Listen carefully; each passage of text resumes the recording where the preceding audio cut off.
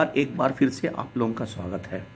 Friends, पिछले दिनों आपको याद होगा कि बैंकर्स का हेल्थ इंश्योरेंस प्रीमियम के बारे में बड़ा हो हल्ला मचा था कि इन प्रीमियम बढ़ गया, कैसे रिटायरी पेश करेंगे, और यूनियन द्वारा पत्र लिखा जाने लगा, कभी आईबीए को, कभी वित्त मंत्रालय को, और अल्टीमेटली हमारे सारे बैंकर साथी, जहाँ रिटायरीज साथियों ने अपना प्रीमियम किसी न किसी तरह से भरा।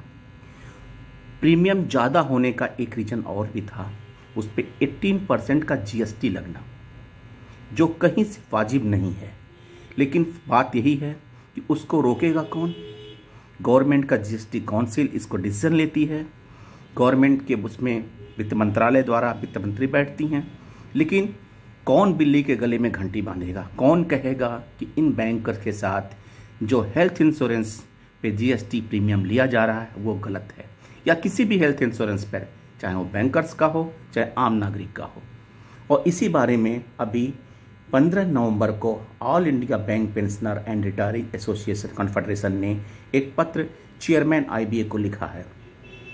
Recovery of GST on premium paid by retirees for renewal of group insurance, health group insurance. Friends, उसमें पहले पैरा आप खुद पढ़ेंगे क्योंकि ऐसा कुछ खास नहीं है। मैं सेकंड पैरा पढ़ के बताता हूँ। We have come across a ruling passed by the authority of advance ruling AAR Maharashtra, which appears to be relevant in our case. The AAR Maharashtra ruled in an application filed by Tata Power. The recovery of insurance premium is not an activity done in the course of business or the furtherance of businesses and hence should be outside the gamut of GST. यानी कि GST के दायरे से बाहर होना चाहिए क्योंकि ये किसी बिजनेस के पर्पज से नहीं लिया जा रहा है। It has also come to our notice that mister Harpreet Singh, partner in direct taxes KPMG, described the ruling as sagacious and hoped that the ruling was likely to catch the eye of industry.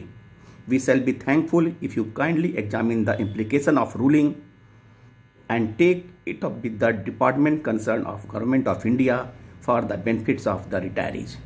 Friends, ये सच है, लेकिन क्या इस तरह से पत्र लिखने के बाद या किसी भी प्रकार से हमें किसी प्रकार का फ़ायदा मिलेगा? ये तो आने वाला समय बताएगा।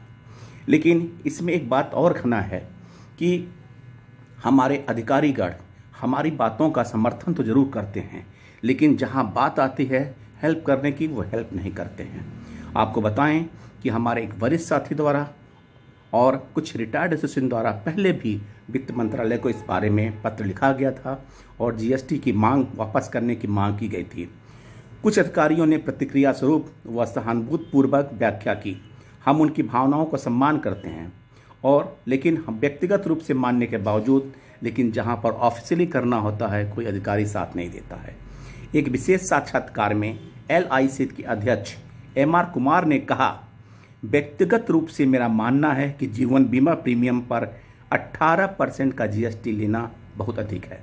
इसका कारण यह है कि भारत में बीमा अभी भी बेचा जाता है और ख़रीदा नहीं जाता है। यह एक आवश्यकता है, लोगों के लिए बीमा हो और इसी के लिए हम काम करते हैं। हर दिन हम अपने एजेंट और बिचौलियों को लोगों को बीमा देने और सुरक्षा अंतर को कम करने के लिए कहते हैं।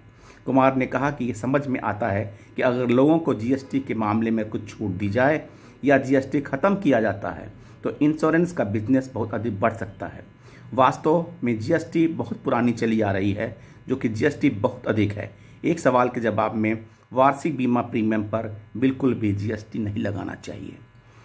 पूर्व IRDAI के सदस्य नीलेश साठे के अनुसार बीमा प्रीमियम पर 18% का जीएसटी बहुत ही खेदजनक है। एक लेख में नीलेश साठे जी ने कहा, बीमा एक सामाजिक सुरक्षा है, परंतु कोई ठोस स्कीम की अनुपस्थिति में भारत में बीमा एक आवश्यकता बन गया है। लेकिन सरकार इस पर भारी टैक्स लगा रही है, जबकि वित्तीय क्षेत्र में अन्य लोगों को छूट दी गई है। IRDAI के पूर्व सदस्य साठे ने कहा कि बीमा प्रीमियम पर 18% जीएसटी वस्तु एवं सेवा कर एक अत्याचार जैसे है। नागरिकों के लिए उपलब्ध किसी भी सामाजिक सुरक्षा के अभाव में बीमा एक आवश्यकता है। सभी आवश्यक वस्तुएं जीएसटी के दायरे से बाहर हैं। परंतु इंश्योरेंस प्रीमियम पर टैक्स क्यों लगाया जाना चाहिए, वह इतना भारी, ये समझ में परे है। दुनिया में कहीं पर भी बीमा प्रीमियम पर इतना भारी टैक्स नहीं देना पड़ता है। वित्तीय सेवाएं, बैंकिंग सेवाओं पर भी कोई टैक्स नहीं है। यह भी एक वित्तीय सेवाएं हैं। ऐसा कोई कारण नहीं है कि बीमा सेवाओं पर टैक्स लगाया जाए। बीमा क्षेत्र में भारतीयों का स्वास्थ्य का डर व कोई सरकारी विकल्प न होने के कारण बीमा खरीदने के लिए मजबूर किया जाता है। हेल्थ इंश्योरेंस के अधिकांश यूरोपीय देशों में मुफ्त है।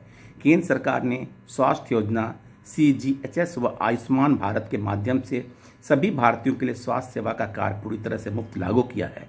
इससे निजी चिकित्सा सुविधाओं द्वारा प्रदान किए जाने वाले अधिक महंगे चिकित्सा उपचार पर निर्भरता कम होती है, लेकिन इसका दायरा अभी कम है, जिसमें हम बैंकर्स कवर नहीं होते हैं। इतने गहरे संकट काल, कोरोना काल पर भी 18% का GST लिया गया, जो एक तरह से अत्याचार है, सूदखोरी है। ऐसा सभी अधिकारी सोचते हैं, पर पता नहीं सेवानिवृत्त साथियों के सही इस बात पर अपने अधिकार का प्रयोग नहीं करते हैं। एक तरफ insurance companies, IBA, insurance middleman, UFB और दूसरी तरफ असहाय बैंकर्स। हमें एक अनुरोध है कि सभी रिटायरी संगठनों से अनुरोध है कि अपने अपने संगठनों की ओर से भारत सरकार को वरिष्ठ नागरिकों के मेडिक्लेम व मेडिकल बीमा प्रीमियम पर किसी भी प्रकार का टैक्स नहीं लगाने का अनुरोध करना पड़ेगा और इसके साथ साथ लगातार प्रयास करना पड़ेगा, तभी कुछ संभव हो पाएगा।